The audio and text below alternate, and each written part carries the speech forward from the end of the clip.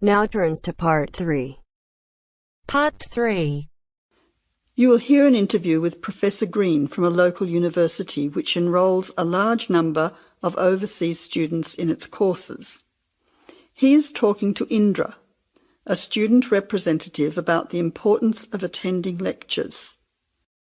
First, you have some time to look at questions 21 to 24.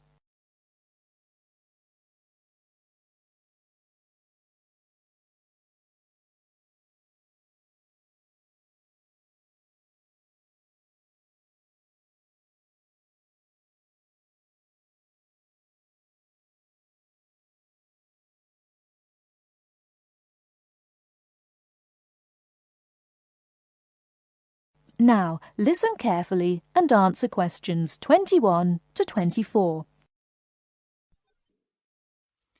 Good afternoon, Professor Green. Thank you for your time today. I wonder if you could explain why you think it is important for us to attend lectures in a course that we're studying.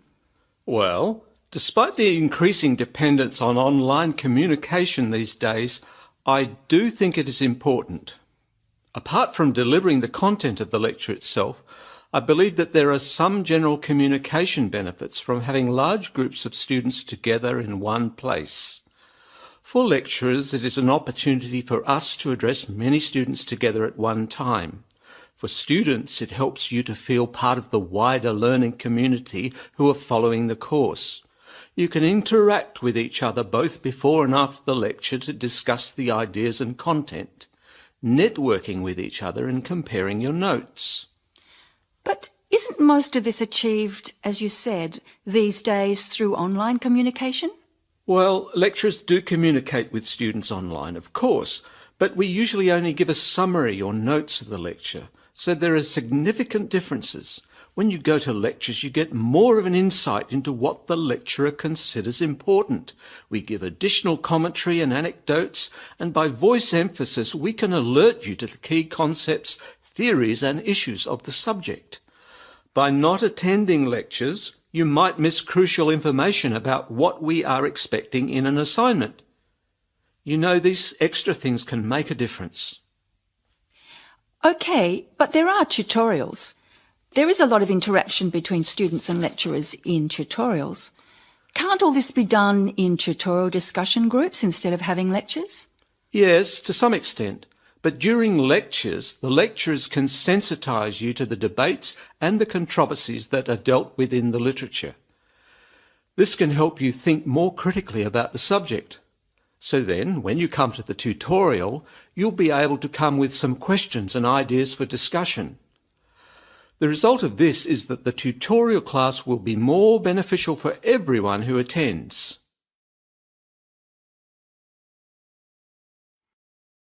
Before you hear the rest of the talk, you have some time to look at questions 25 to 30.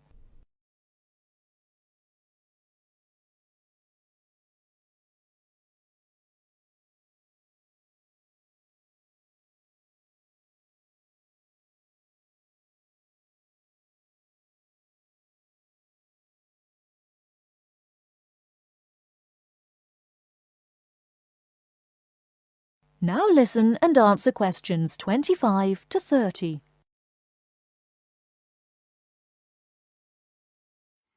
I see your point. However, surely this also depends on whether students are able to understand and follow the lecture well. What strategies do you recommend to help students get the most out of lectures? I would say that first of all, it is important to do some pre-reading. By doing this, you get an orientation to the topic.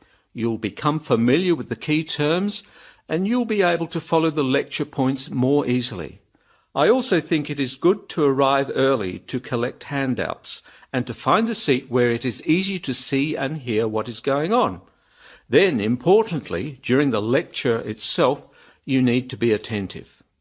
I know from experience that it is often difficult to be attentive. What can students do to improve their attentiveness during the lecture?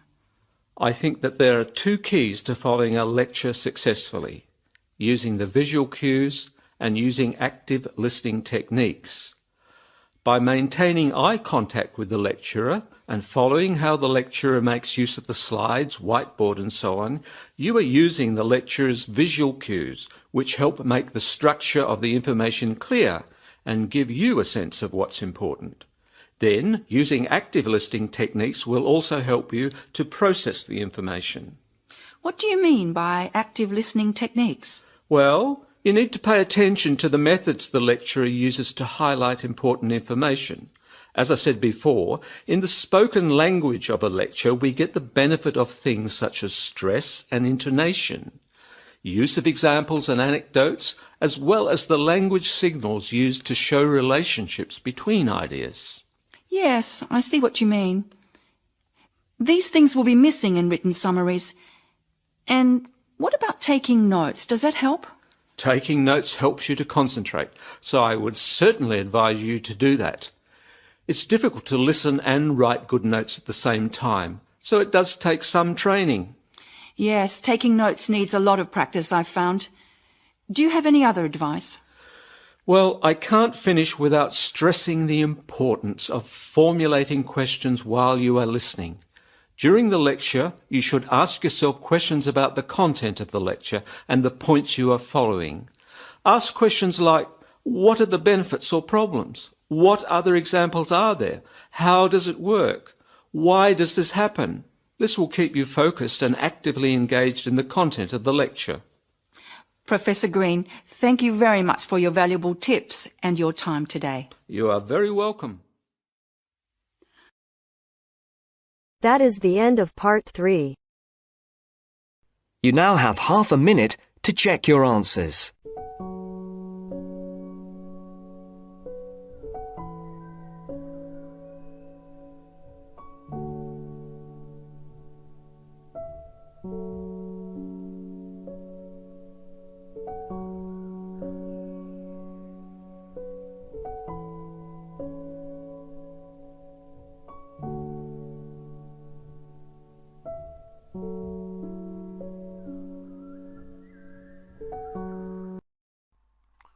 Hi, this is IELTS Bob.